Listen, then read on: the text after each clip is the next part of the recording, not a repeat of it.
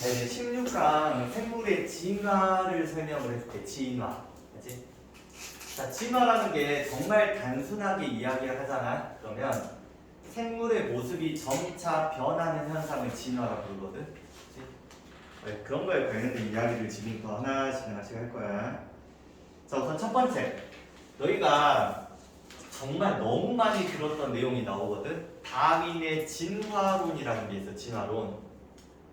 자, 너희들 진화론이라는 거 자체가 뭐냐면 진화를 설명하는 이론이야. 그치? 그러니까 생물의 진화 과정을 설명하는 이론 중 하나거든. 그 진화론이 되게 많아, 종류가. 그치? 그 중에서 우리는 뭐를 배운다? 그냥 다윈의 진화론 정도만 하고 넘어간다라고 생각하시면 돼. 자, 다윈의 진화론이라는 건 변이와 자연 선택을 이용해서 생물의 진화를 설명하는 이론이야. 변이와 자연 선택을 이용해서 생물의 진화를 설명한다. 자, 그러면 첫 번째 변이라는 건 뭐냐라고 한다면 변이는 동일종의 생물인데 이 동일종이라는 말이 중요하지. 동일종인데 모습이 조금 차이가 발생을 하거든. 그걸 변이라 불러. 그치? 동일종인데 모습이 조금 다른 거야. 그 다른 차이 자체를 우리는 변이라고 불러. 자, 예를 들어서 너희들하고 나를 생각을 한번 해봐. 너희들하고 나는 무슨 종이야? 동일종이잖아. 그치? 근데 모습이 같아 달라? 다르잖아. 그 모습의 차이를 우리는 변이라고 불러요. 문 닫고. 자, 그러면 우리는 동일종임에도 불구하고 모습이 다르거든? 그 다른 이유가 뭐 때문에 그래? 유전자 때문에 그래. 유전자. 너희들 이 유전자라는 건 생물이 가지고 있는 일종의 정보를 말하지. 정보. 그치? 생물이 동일종이긴 하지만 너희들이 가진 정보랑 내가 가진 정보가 어때? 달라. 그래서 모습의 차이가 발생을 하는 거야. 그치? 그러면 이 변이는 누구에게 유전이 될 수 있어? 자손한테 넘어갈 수가 있어. 예를 들어서 내가 자식을 낳는다고 하면 내가 가진 유전자를 어때? 자손한테 물려주는 거잖아. 그치? 자손에게 유전이 돼요. 이 변이는. 자, 개체가 환경에 적응하는 능력에 영향을 줍니다. 자, 예를 들어서 너희들은 추위를 잘 안 타. 예를 들어서 그런 특징을 가지고 있대. 근데 나는 추위를 잘 타는 유전자를 가지고 있어. 그럼 어느 날 빙하기가 됐어. 빙하기. 그럼 너희들은 살아남을 수 있지만 나는 어때? 죽어버리겠지. 그치? 그 변이에 따라서 개체의 생존율이 달라질 수 있어. 생존율. 자, 이런 게 변이라는 내용이고. 자, 두 번째. 자연 선택 이야기를 좀 한번 해봅시다. 자연 선택. 자, 이 자연 선택이 돼가는 과정을 여기다 적어놨거든. 쭉쭉. 다윈이 주장한 거야. 이런 과정에 의해서 어떤 생물이 자연에 대해서 선택이 된다라고 생각하시면 돼. 우선 무슨 이야기인지 한번 봐볼게. 읽어보시면 첫 번째 과잉 생산이라는 일이 벌어지거든. 과잉 생산. 자, 두 번째 개체변이라는 일이 벌어져. 세 번째 생존 경쟁이 일어나. 네 번째 자연 선택이 일어나.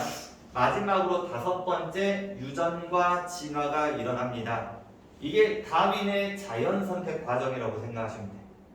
자, 이걸 예시로 한번 좀 설명을 해보자면 너희들 기린이 있었다고 가정을 해볼까? 기린. 어떤 기린이 교배를 해가지고 4마리의 자손을 탄생시켰대. 과잉 생산을 했어. 자식을 많이 낳은 거야. 그런데 이 4마리의 자손의 목 길이가 조금 다 다르더래. 이런 걸 우리는 뭐라 불러? 개체변이라고 불러. 즉 4마리는 무슨 종이야? 동일종이잖아. 근데 모습이 어때? 다르지. 그 목 길이의 차이를 우리는 변이라 불러요. 그래서 개체들마다 특징이 다르다고 생각하시면 돼. 그러면 이런 녀석들이 뭐를 하겠어? 생존 경쟁을 하겠지. 살아남기 위해서. 자, 기린이 뭐를 가지고 생존 경쟁할 수 있냐면 다양한 요인들이 있긴 하겠지만 예를 들어서 먹이를 가지고 생존 경쟁을 했다 가정을 해봅시다. 근데 얘들이 먹는 먹이가 높이가 5m인 나무에 달려있는 어떤 열매였대. 그러면 이 4마리 중에서 이걸 먹을 수 있는 애들은 누구겠어? 목 길이가 조금 긴 녀석들이 얘를 좀 잘 먹을 수 있겠지? 그러면 이 4m짜리가 자연에 의해 선택된 거 아니야? 자연적으로 먹이의 위치가 어디에 있어? 높은 곳에 있으니까 그치? 4m만 살아남을 수 있는 거잖아. 그래서 D가 자연 선택되었다. 자연에 의해 선택된 거야. 그치? 그럼 D라는 애들만 생존을 할 거 아니야. 그럼 이제 D라는 녀석들이 자식을 낳겠지. 그럼 목 길이가 어떠해? 긴 녀석들이 많이 탄생을 한다. 이렇게 생각해 주시면 돼요. 그치? 한마디로 다양한 애들이 탄생을 했지만 환경에 적응한 녀석이 어때? 살아남았다는 거야. 그치? 그런 애들이 계속 하나의 종이 되고 집단이 되면서 그치? 진화가 일어났습니다. 자, 다윈의 자연선택설의 한계점이 있어. 문제점이 있는데, 자, 첫 번째, 변이가 나타나는 원인을 설명하지 못했어. 자, 우리가 과학이라고 하는 건 항상 뭔가를 정확하게 증명을 할 수 있어야 과학이거든. 근데 그 당시에는 과학이 많이 발달하던 시대가 아니야. 그래서 그래, 너의 말이 뭔지는 알겠어, 과학자들이. 자, 그런데 왜 동일 종의 동일한 기린의 부모한테서 탄생한 자식들이 있는데 자식들이 목 길이가 다 다르다면 그럼 목 길이는 왜 다르니? 라고 물어봤을 때 그걸 그 당시에 설명하지 못했어. 즉 개체변이의 원인을 설명하지 못했던 거야. 그치? 지금은 설명할 수 있지. 뭐 때문에? 유전자 때문에. 한마디로 부모가 목 길이에 관련된 유전자가 굉장히 많이 존재하거든. 뭐 갑자기 하나의 유전자만 가지고 목 길이가 결정되는 건 아니야. 그걸 결정하는 유전자가 되게 많아. 그렇지? 그 중에서 D라는 녀석은 목 길이를 길게 만드는 유전자를 많이 받은 거고 A라는 녀석은 목 길이를 짧게 만드는 유전자를 많이 받았다라고 해석해버리면 끝나는 거야. 그래서 지금은 우리가 해석할 수 있지만 그 당시에 해석하지 못했다.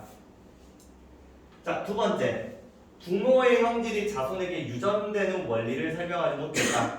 자, 그래. 예를 들어 이 말이 다 맞았다고 해보자. 그럼 D라는 애가 살아남았을 거 아니야. 그지? 그러면 D 같은 애들끼리 교배를 했을 때 목 길이가 긴 녀석이 나왔겠지. 상식적으로 생각을 하면. 근데 왜 목 길이가 긴 녀석이 나오는지 그 과정을 설명하지 못했어. 목 길이가 짧은 애가 나올 수도 있는 거잖아. 그지? 왜 목 길이가 긴 애들이 많아지는지, 많이 탄생하는지 그 과정을 설명을 못했어. 그치? 그래서 부모의 형질이 자손에게 유전되는 원리를 설명하지 못했다. 이게 한계점이다 정도 기억하시면 돼요. 자, 두 번째 장에서는 이제 뭐를 할 거냐면 자연 선택설의 예시에 대한 이야기를 좀 할 거예요. 예시. 자, 첫 번째 이제 땅거북이 이야기가 나와. 땅거북. 자, 너희들 갈라파고스 제도라고 들어본 적 있을 거야. 너희들 갈라파고스가 원래는 하나의 큰 섬 같은 거였거든. 근데 현재는 얘들이 분리가 됐어. 이 섬들이 다 이동을 해서 부셔졌다고 생각하시면 돼. 그러면 각각의 섬마다 환경이 어때? 다 달라. 지금 현재 이런 상황이라고 생각하시면 돼. 자, 그러면 갈라파고스 제도에 목이 짧은 땅거북이하고 목이 긴 땅거북이가 살고 있었대. 두 녀석이. 그런데 이 녀석들이 이제 환경이 다른 섬으로 흩어져 살게 된 거야. 다른 섬으로 흩어져 살게 된 거야. 근데 그 섬을 봤더니 키가 큰 선인장이 자라는 환경이 있을 거 아니야. 어떤 섬은. 그 환경에서는 목이 긴 땅거북이는 선인장을 먹을 수 있는데 목이 짧은 땅거북이는 선인장을 먹을 수 없었겠지. 그럼 누가 살아남았겠어? 목이 긴 녀석이 살아남았겠지. 그래서 얘들이 많이 살아남아서 자손을 많이 남겨서 거기에 있는 땅거북이의 목이 어때? 다 길었다. 이게 땅거북이의 자연선택이야. 자, 두 번째, 갈라파고스 핀칫의 이야기거든. 자, 갈라파고스에는 다양한 부리를 가지고 있는 핀칫새가 있어. 자, 부리가 얇은 애도 있고 얇고 긴 애도 있고 뭐 완전 그냥 두껍고 짧은 애들도 있고 굉장히 다양한 핀칫새가 있단 말이야. 근데 이렇게 갈라파고스가 분리가 됐어. 그럼 각각의 환경마다 특징이 조금 다른데 선인장이 많은 섬이 있었을 거 아니야. 여기에 선인장이 많이 있었다고 가정을 해보자. 그럼 여기서는 누가 살아남기 좋냐면 부리가 긴 녀석이 살아남기 좋다. 왜? 너희들 선인장을 보시면 여기에 가시가 박혀 있단 말이야. 그럼 선인장을 먹으려면 부리가 긴 녀석한테 유리할 거야. 그렇지? 짧은 녀석은 선인장 가시 때문에 먹지 못해요.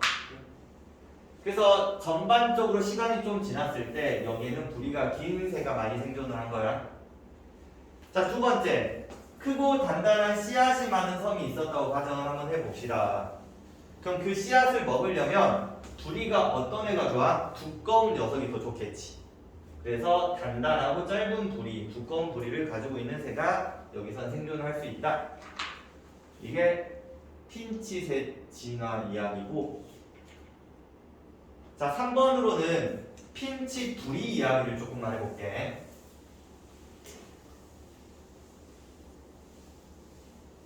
자 어떤 섬에 이제 핀치의 먹이로 씨앗이 있었나봐.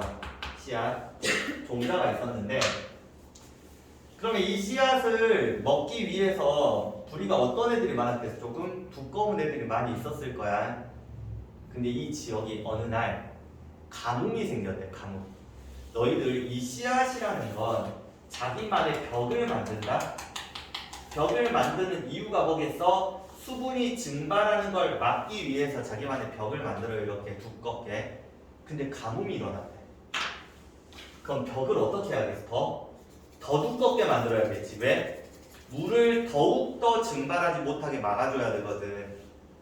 그럼 만약에 가뭄이 일어난다고 가정을 했을 때, 자, 이 지역에 사는 핀치새는 어떤 애들이 더 잘 살아남냐면 더욱더 두꺼운 부리를 가지고 있는 애들이지. 그런 애들이 더 잘 살아남을 거야. 애매하게 두꺼우면 살아남을 수 없어. 그치? 그래서 가뭄 전을 봐봐. 가뭄 전에 부리의 크기를 보니까 개체수도 우선 파란 색깔이 가뭄점인데 개체수도 많지. 자, 부리 평균 부리의 두께가 몇 정도 돼? 9.5 정도 된단 말이야. 근데 가뭄이 일어났어. 그럼 전체 개체수가 어때? 감소했겠지. 근데 부리의 평균 두께가 몇으로 증가했어? 10을 넘겨버렸잖아. 그치? 그래서 두꺼운 애들이 조금 더 어때? 잘 살아남았습니다. 그치? 그러니까 두꺼운 애들 중에서도 더 두꺼운 애들 있잖아. 그런 애들이 좀 많이 살아남았다. 이야기라고 생각하시면 돼. 자, 이번에는 우리가 진화를 연구하는 방법에 대한 이야기를 한번 해볼게. 자, 이 이야기는 아예 처음 듣는 이야기가 될 거야. 너희들이 공부하면서.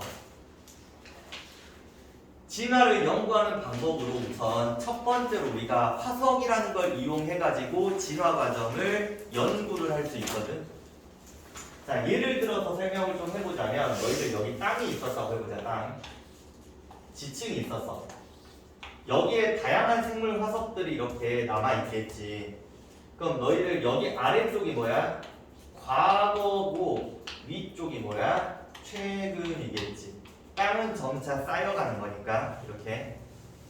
그럼 과거 어떤 지층 속에 이런 화석이 있었대. 동그랗게 생긴 화석이. 그 위쪽 지층을 봤더니 이렇게 생긴 화석이 있더래. 그 다음 위쪽을 봤더니 이렇게 생긴 화석이 있더래. 근데 얘랑 얘가 조금 비슷하게 생겼고 얘랑 얘가 비슷하게 생겼대. 그럼 과학자들은 무슨 생각을 하냐면 아마도 이 녀석이 얘로 진화했을 거라고 생각해. 진화. 그치? 그리고 얘가 얘로 뭐야? 진화했을 거라고 생각해. 이런 식으로 생물의 과정들, 진화 과정들을 이렇게 짜맞춰 가는 게 화석 연구라고 생각하시면 돼. 그래서 대표적인 화석 연구로 뭐가 나오냐면 고래 이야기가 나와. 고래.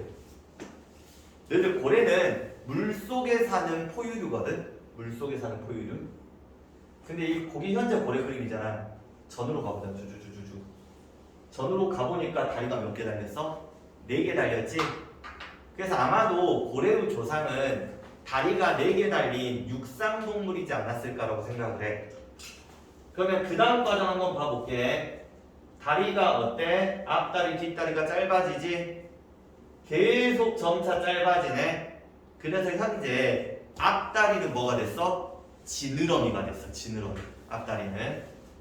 뒷다리는 어떻게 됐다라고 표현하냐면 뒷다리는 여기 뼈가 안에 있거든. 실제 확인을 해보면 뒷다리는 흔적으로만 남아있어. 그래서 그런 걸 흔적기관이라고 부르기도 하거든. 흔적. 그래서 흔적만 남아있다. 그치? 그래서 오늘날 고래는 뒷다리가 뭐야? 흔적으로만 안쪽에 남아있어요. 실제 우리가 겉으로 보이지는 않아요. 그래서 예상 4번대 육상생활하는 포유류가 있었는데 그 녀석이 진화를 해서 뭘로 바뀌었다? 수중생활하는 포유류로 바뀌었다라고 우리가 생각을 해볼 수 있어. 이게 포유류입니다. 자, 두 번째로 이런 화석이 있대. 크라토나미스 화석. 우리가 결과론적인 이야기를 하자면 너희 동물의 진화 과정이 어떻게 되냐면 척추동물이 어류에서 양서류로 진화를 했고 양서류에서 파충류로 진화를 했고 파충류에서 조류로 진화를 했고 조류에서 포유류로 진화를 했습니다 라고 결과론적으로 우리가 암기를 하고 있단 말이야. 그치? 근데 이 크라토나비스 화석을 봤더니 자, 얘가 공룡의 두개골을 가지고 있어. 공룡은 무슨 류냐면 파충류야. 그치? 근데 몸통이 뭐랑 똑같아? 새랑 똑같아. 그럼 얘는 파충류와 조류의 특징을 모두 다 가지고 있는 화석인 거야. 그러면 이 화석이 발견될 당시에도 다양한 얘 말고도 다양한 화석들이 있을 거 아니야. 대부분 다 파충류였어. 파충류 화석이 발견돼 그 당시에. 그치? 근데 군데군데 얘가 있더라. 그럼 이제 무슨 생각을 하게 되는 거 우리는? 아, 파충류에서 뭘로 진화를 했다? 조류로 진화를 했다라고 생각을 하게 된 거야. 물론 이게 아닐 수도 있어. 몰라요. 그건 아무도. 그치? 근데 아마도 전반적으로 봤을 때는 이러지 않았을까라고 예상해보는 거야. 이런 걸 우리는 화석 연구라고 생각하시면 돼. 자, 두 번째. 생물 지리학적 연구라는 게 있어. 너희들 호주에서만 발견되는 유대류라는 생물이 있거든. 유대류. 자, 뭐라고 써있어? 코알라하고 캥거루라고 있는데 우리 실제 여기 아시아가 있으면 이쪽에 호주가 있다. 오스트레일리아. 여기 월리스 선이라고 이렇게 구분되는 선이 있는데 너희도 호주에는 유대류가 있지만 아시아 대륙에는 유대류가 없어. 이 유대류가 이런 데는 캥거루들 너희들 보잖아. 이제 재밌다. 캥거루가 자식을 낳아. 그럼 자식을 낳으면 캥거루 주머니가 있거든. 그러니까 정말 이 보이지도 않는 쥐꼬리만하게 새끼가 탄생을 한단 말이야. 그게 주머니 안으로 가. 주머니 안에서 젖이 있거든만. 젖을 먹고 주머니 안에서 자라나. 그런 걸 유대류라고 불러. 우리 사람들 같은 경우는 어떻게 탄생을 해? 엄마 뱃속에서 아예 완성체까지 자라잖아. 자라고 나오는데 유대류 같은 경우는 정말 쬐깐할 때 밖으로 튀어나와가지고 엄마 뱃속에서 젖을 먹고 사는 애들이야. 근데 그런 애들이 어디에만 있다고? 호주에만 있다. 그치?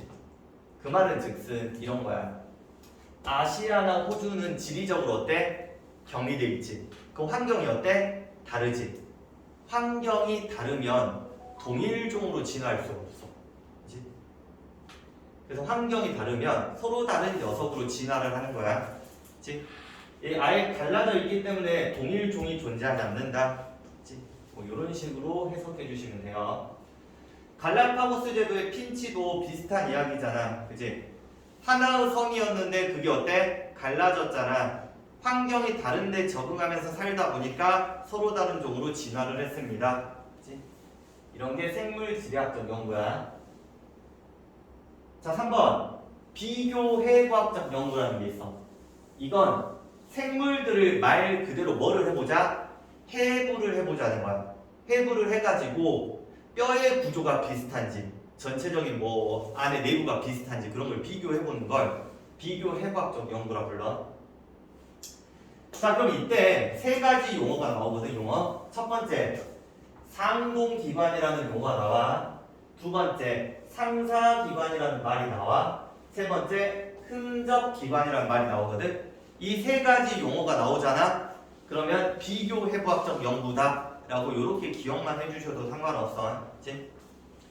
자, 그러면 상동기관은 뭐냐? 그냥 우선 읽어만 볼게. 기원은 동일한데 기능이 다른 기관이 있어. 이걸 상동기관이라고 불러. 기원은 동일한데 기능이 다르다. 반대로 기원은 다른데 기능이 비슷한 기관이 있거든. 그걸 상사기관이라고 합니다. 상사. 자, 세 번째. 과거에 기능을 했으나 현재는 뭐를 해? 퇴화를 한 기관을 흔적기관이라고 불러요. 자, 그럼 하나씩 뭔지 한번 보여드릴게요. 자, 오른쪽 위에 너희들 사진을 보시면 상동기관이라는 게 있어. 상동기관. 자, 상동기관 방금 전에 뭐라고 했냐면 기원은 동일한데 기능이 다른 기관들이야. 자, 예를 들어서 너희들 사람의 팔하고 개의 앞다리하고 박쥐의 날개가 있단 말이야. 원래 사람, 개, 박쥐로 되기 전에 어떤 공통 조상이 있었겠지. 그 조상에 뭐가 있었냐면 앞다리뼈가 있었거든. 앞다리뼈. 근데 사람으로 진화하면서 그 앞다리뼈가 뭐가 된 거야? 사람은 팔이 된 거야. 팔. 개는 뭐가 된 거야? 말 그대로 앞다리 그대로 된 거고, 박쥐는 뭐가 됐어? 날개로 바뀐 거야. 그럼 여기서 기원이 어디야? 앞다리뼈. 그치? 근데 그게 뭐야? 기능이 각각 다 달라졌지? 그래서 이 세 녀석을 뭐라 불러? 상동기관이라고 불러요. 기원은 똑같아. 기능이 다르다. 자, 그 밑에 상사기관이라는 게 있거든. 상사. 기원은 다른데 기능은 동일하대. 자, 지금 현재 새의 날개랑 잠자리의 날개는 기능이 어때? 다 똑같아. 그런데 기원이 좀 달라. 자, 새의 날개는 기원이 뭐였을까? 앞다리뼈. 그치? 앞다리뼈가 날개가 됐겠지. 그치? 자, 잠자리의 날개는 기원이 곤충의 껍질이야. 껍질이 뭘로 바뀌어? 날개로 바뀌었다라고 생각해 주시면 돼. 그치? 그래서 기원이 달라요. 그치? 하지만 기능은 똑같아.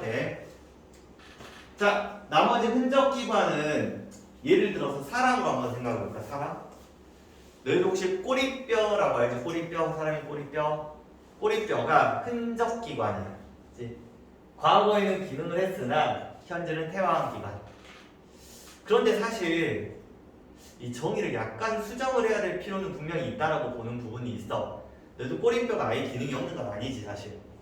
너희도 꼬리뼈가 있어야지만 좌우 균형이 맞잖아. 제대로 앉아 있을 수 있거든. 꼬리뼈 없으면 앉아 있기도 힘들어. 그치? 자, 그리고 동의근이라고 있어. 동의근. 귀를 움직이는 근육이 있거든. 자, 우리는 대부분 다 귀를 움직여 못 움직여? 못 움직이잖아. 그치? 근데 옛날에는 귀를 움직일 수 있었다. 그치? 흔적기관. 뭐 또 하나 이야기를 해보자면 너희가 맹장 수술이라고 받는 거 있지. 맹장 수술. 그게 사실 맹장이라고 하는 건 좀 잘못된 이야기고, 여기 막창자 꼬리라고 부르거든. 꼬리. 꼬리를 자르는 거야. 얘를 충수라고 불러. 충수. 그런데 이걸 잘라도 사람이 사는데 크나큰 지장은 없거든. 근데 과학자들이 조금 연구를 해보니까 사실 얘가 면역에 있어서 약간의 기능을 해. 면역. 그래서 아예 기능이 없다라고 하기는 조금 애매해. 그렇지? 그래도 그냥 전반적으로 우리 몸을 좌지우지할 기능을 하진 않는다는 의미야. 자, 네 번째. 진화 발생학적 연구 이야기 한번 해볼게. 발생 과정을 한번 비교해보자는 건데, 발생. 너희들 발생이라는 게 뭐야? 하나의 수정란이 뭐가 되는 과정? 개체가 되는 전 과정을 우리는 발생이라고 부른단 말이야. 그럼 발생 초기를 보잖아. 초기를 보면 사람이 포유류지. 사람의 발생 초기의 그림이 이렇대. 조류를 보잖아. 조류도 이렇대. 어때? 최다 비슷하게 생겼지. 둘 다 뭐를 가지고 있어? 아가미 틈이라는 게 있고 척삭이라는 게 있고 근육성 꼬리라는 게 존재를 해요. 그럼 초기 배아의 모습이 비슷하다라는 말은 우리 포유류랑 조류는 어때? 진화적으로 조금 친하다. 그치? 비슷한 종이다. 유형관계가 가깝다 정도 해석을 해볼 수 있어. 그치? 그래서 척추동물 발생 초기에는 근육성 꼬리나 아가미 틈, 척삭이 공통적으로 관찰이 된다. 그 말은 즉슨 우리가 유형관계가 가깝다. 자, 두 번째. 자, 너희들 무척추 동물 중에서 조개가 있거든. 조개. 연체 동물이 있어요. 갯지렁이는 뭐야? 환영동물이야, 환영동물. 저기 뒤에 동물의 분류 단원에서 이제 배워 이걸. 그치? 근데 이 녀석들은 어릴 때 담륜자 유생 시기를 거치거든. 나중에 배울 거야. 담륜자 유생 시기를 얘도 거치고 얘도 거쳐. 그치? 그럼 다른 녀석들은 담륜자 유생 시기를 거치지 않아. 그러면 거친 애들끼리 조금 더 가까운 종 아닐까? 유형관계가 더 가깝겠지? 이런 식으로 진화 과정을 연구를 한다. 자, 마지막. 사실 이게 진짜백이지 않을까? 진화를 연구하는 방법 중에서. 자, 분자 진화학적 연구라는 게 있어. 분자 진화학적 연구라는 건 우리가 유전자를 조금 관찰을 해보자. 유전자. 자, 너희들 우리 몸에 DNA 속에 염기 서열이 있잖아. 뭐 예를 들어서 여기에 DNA 한 가닥만 보면 아데닌, 타이민, 구아닌, 사이토신, 구아닌, 점점점 이런 염기 서열이 일종의 우리에 대한 뭐야? 정보야, 정보. 그치? 자, 이걸 비교를 해보는 거야. 한마디로 이 유전자, 이 염기 서열이 비슷한 애들이 있을 거 아니야? 그치? 그럼 비슷한 종이 없겠지? 자, 두 번째. 단백질 아미노산 서열을 비교한다. 두 번째는. 너희들 이거 통합과학 때 배웠을 거야. 세 개의 염기가 뭐를 결정을 해? 특정 아미노산을 결정하고 특정 아미노산을 결정을 한다. 그럼 단백질을 구성하고 있는 아미노산이 똑같잖아? 그러면 염기 서열도 어때? 비슷했다는 말이겠지? 그치? 그래서 이걸 비교해가지고 생물 사이의 유형관계와 진화 과정을 확인을 해본다. 자, 그래서 분석을 해본 게 뭐냐면 사이토크롬 C라는 단백질을 분석을 했나봐. 사람이 몸 안에 사이토크롬 C라는 단백질이 있거든. 그럼 다른 생물들도 뭐가 있어? 사이토크롬 C라는 단백질이 있어. 그 단백질을 구성하고 있는 아미노산이 있었겠지. 그래서 사람의 사이토크롬 C를 구성하고 있는 아미노산과 차이 나는 아미노산 수를 조사해봤대. 침팬지는 사람하고 차이 나는 아미노산 수가 몇 개? 0개. 그 말은 즉슨 우리 상식적으로 생각할 때 우리랑 침팬지는 어때? 가까운 종입니다. 이렇게 생각할 수 있어. 자, 효모 한번 봐보죠. 효모.